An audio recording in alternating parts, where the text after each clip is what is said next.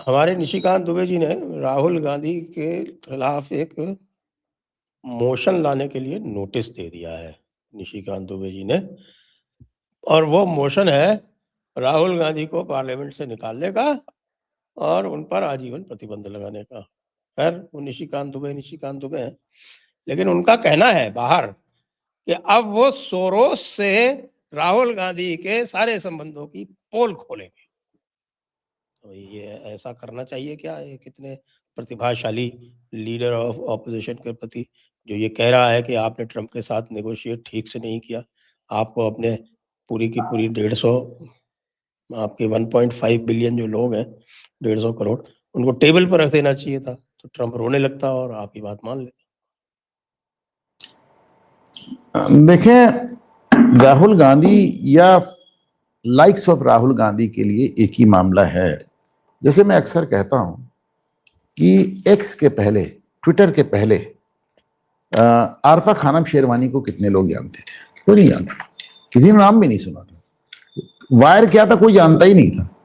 ठीक है, वो अपना वायर में लिख रही थी, वॉशिंगटन पोस्ट में लिख रही थी, जिसमें लिख रही थी। ठीक है, कितने लोग वॉशिंगटन पोस्ट पढ़ते हैं हिंदुस्तान में? हो क्या रहा है? 5।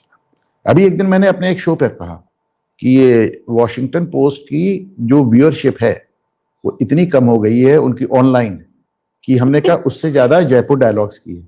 I actually said that. नहीं, सीरियसली, मैंने उसे बताया, मैंने नंबर्स बताए, फिगर्स बताए। तो माय पॉइंट इज कि कुछ लोग ऐसे हैं जो उन्होंने कुछ पॉजिटिव किया ही नहीं कि उसके बहाने वो चढ़े। वो तभी वो चर्चा में आते हैं, तभी आगे बढ़ते हैं जब उनकी आलोचना होती, उन्हें गालियां पड़ती। आप एक एक्स का फिनोमेना समझ लीजिए। आप कोई भी पोस्ट डालते हैं तो अगर उसको 10,000 लोग देखते हैं तो ज्यादा से ज्यादा 500 लोग लाइक करते हैं, 1,000 लोग लाइक करते हैं। परंतु यदि आप जब आरफा खानम शेरवानी और राहुल गांधी की पोस्ट पे जाएंगे तो आपको नजर आएगा 2 मिलियन लोगों ने देखा, 500 लोगों ने लाइक किया, 1,000 लोगों ने लाइक किया। वो प्रोपोर्शन इतना ज्यादा डिस्प्रोपोर्शनेट बल्कि हो जाता है वो, कि आपको समझ में आता है कि एक्चुअली ये प्रगति कर रहे हैं, ये पल रहे हैं, ये फल फूल रहे हैं, इनकी रोजी रोटी चल रही है विरोध से। वो मतलब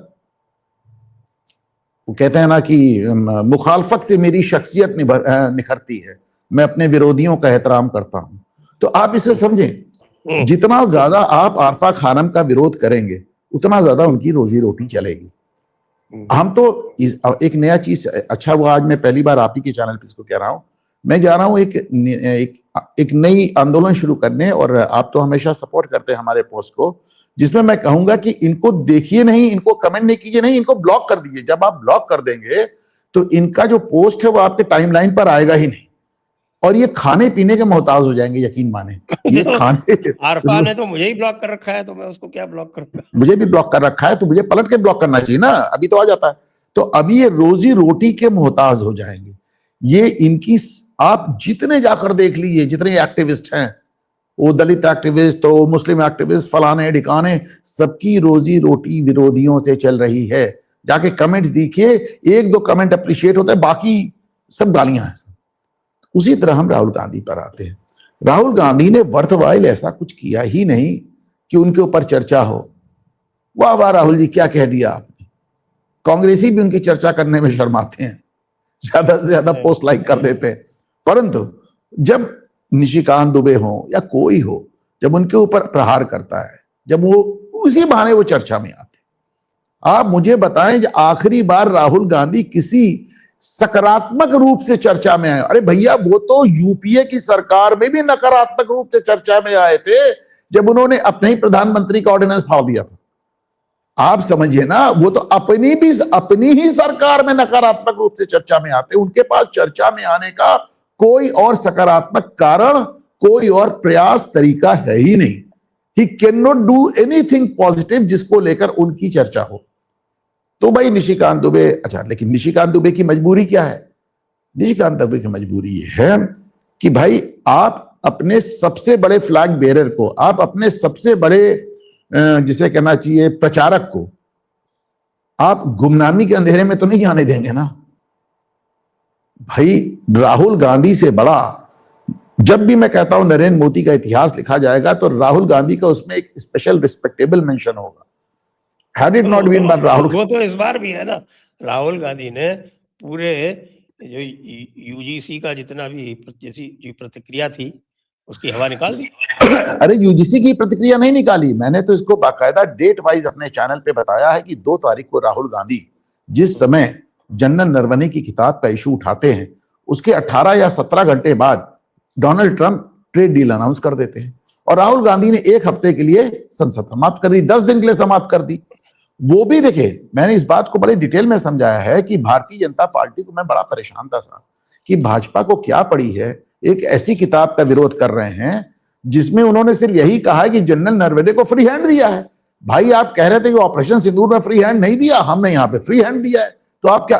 बाद में मैंने एक चीज और देखी कि भाई जो ये 1 फरवरी को छापती है कैरावन, 2 फरवरी को उठाते हैं राहुल गांधी, उसके 2 साल पहले पीटीआई इसको छाप चुकी थी, 2 साल पहले पीटीआई इसको छाप चुकी थी। तो मैंने सोचा कि साहब जो चीज 2 साल पहले पीटीआई से छप चुकी है उस पर इनको दिक्कत क्या है। फिर मुझे समझ में आया कि हर बार की तरह इन्हें राहुल गांधी को एक लॉलीपॉप थमा के उससे केक छीन लिया उसका, वो वही के लॉलीपॉप लेके उछल कूद करने लगता है। आप देखें पिछले संसद के सारे सत्र देख लें, 10 सत्र, शुरुआत होते ही राहुल गांधी को कोई ऐसा लॉलीपॉप थमाते हैं कि ये पूरी संसद ब्लॉक कर देता है, पूरी संसद में चर्चा नहीं होने देता और जो बिल मन में आता है इन लोग पास कर लेते हैं, जो मन में आता है कर लेते हैं।